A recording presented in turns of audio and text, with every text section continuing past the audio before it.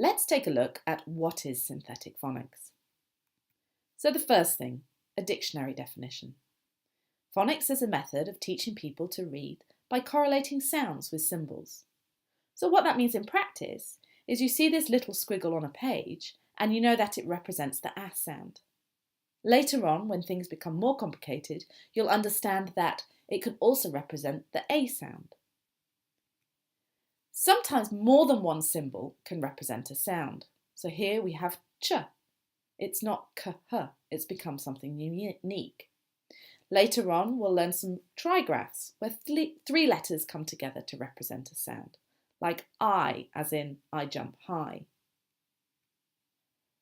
The first thing that's quite different from how I learned to read and what happened in classrooms till about 6 or 7 years ago is we'll teach a group of sounds. Here's the first 8 in Phonics Hero. You'll see there's 2 vowels, the A and the O, and then there's 6 consonant sounds. Lots of children can handle the 8 sounds. You might find that you have to split it into 4 and then another 4 after that.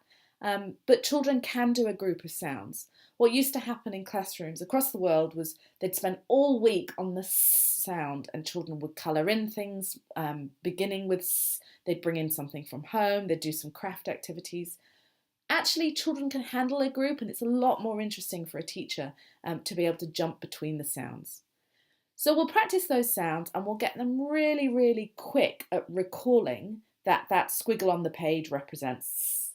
You want it as quick as a child can say their name if you ask them, what's your name? That speed of recall will really aid children when it comes to blending. So what is blending? Well, blending is the step we have towards reading. So with synthetic phonics, we have children first say to themselves, right, can I read this word instantly? Do I know it as a sight word essentially? Because all words eventually become sight words. When you're reading the words on this page, you're not laboriously sounding it out. You're reading them as wholes. And children will get there, but to aid them, and the first step to getting there, is to blending them to read. So can I read this word? If the answer is no, we move on to step 2. So step 2 is identifying the sounds. So in this word, there's 3 sounds. K, a, t. So the child will point to each letter and say the sounds. The next step then is to blend those sounds together. Now this can be a real hurdle right in the beginning of learning to read. So you'll have to model or demonstrate to your child how to do this a few times. Do it together, then get them to do it on their own. So k, a, t. Now blend it together. K-a, cat, cat. And then fourthly, say the word cat and identify its meaning. Ah, meow, meow, that's a cat. The next thing about synthetic phonics is we're going to keep it incredibly structured. Think back to when you were learning to drive. I bet you didn't start with a 3-point turn. You started learning to drive down the road, and then once you were quite confident with that, you got to take a left or a right, depending on what country you were in, and so forth. You built up to doing a 3-point turn. Likewise, with synthetic phonics, we don't want children to be tackling stuff they really can't handle yet. So we keep it incredibly structured, which means that we're not going to do S for sunshine where they can't read any of the unshine, they can just do the first sound. We want to give them words where it's 100% decodable, where they know every single sound in that word and they can use those techniques I've just shown you to blend together the words to read them.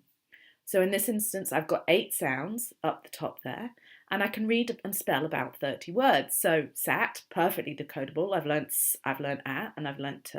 Cap, I've learnt k, I've learnt a, I've learnt p, etc. So we want to keep it really, really structured to give children that success in the early days. We sell these worksheet bundles, which you can get through our website. The link's below in the comments, which stick to the principles of synthetic phonics so that children can get that early success. Check them out. Now, if I can read something, the beauty with synthetic phonics is that I can also spell something. And it's essentially flipping on its head the blending process I just showed you. So the first thing we're going to do is say the word, I want to spell cat. And then I'm going to stretch that sound out. Cat, cat. I'm going to count the sounds And then I'm going to represent each sound with a letter. What does the k represent? Sorry, what's the k represented by? And then I'll write a letter C. What's the a represented by? The letter A, and so forth. And then the last step is to check it looks right. And that's where children just want to take a step back and say, does this word look right? And give themselves a big tick. Now, as the phonics code gets a bit more complicated, now a note about the English language here. We've got a tricky language. Other languages have a lovely what's called one-to-one correspondence, where there's 25 letters of the alphabet, but only 26 sounds. So, it says what it is on the tin. Like it's always going to represent the same sound. English is not like that. English, there's 44 sounds and then numerous ways to spell it. It's a trickier language, and synthetic phonics teaches it in the most simple way you can. So as children progress from understanding, okay, one letter can represent a sound and then move on to two letters representing a sound, like the ch I demonstrated before, they're going to learn that sometimes a sound can be represented in more than one way. So let's take the E sound, the EA, like in the word beach. It can be represented this way. It can be represented this way, like in the word tree, or this way, like in the word baby, or like in the word me, she, or he. So that's all the same sounds, but 4 different ways to spell it. This is where English is much more tricky. So you want to encourage your child to have a go and not to be scared to try the different spelling alternatives.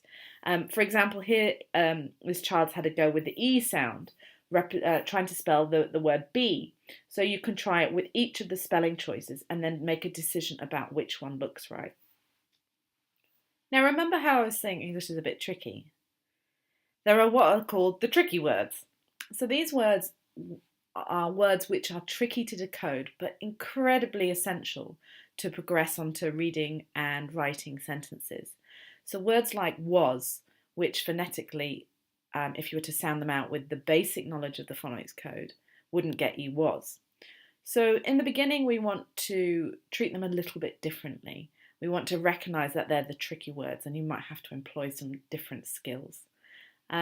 They are peppered throughout the programme, so as a parent you'll get 6 at the beginning on the first level, 6 on the second level and so forth. You will find that the reading and the spelling of these tricky words comes a lot slower than the decoding and segmenting of the decodable words which have a simple logic for children in the early stages.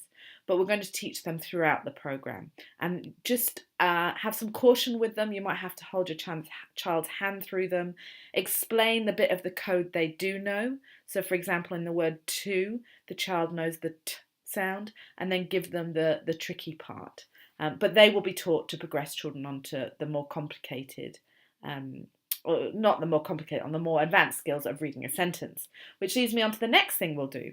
So we'll give children sentences which are 100% decodable, meaning it's only got phonics code in that the child can handle, and those tricky words. In Phonics Hero, you'll see the tricky words are bolded when they progress onto sentences, so that children know they have to employ a different skill.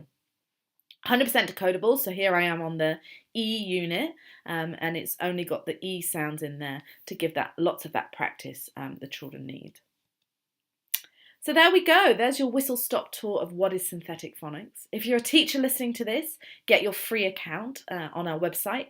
If you're a parent, you can get a 7-day trial where you can see the benefits teaching systematic synthetic phonics brings to your child. Thanks!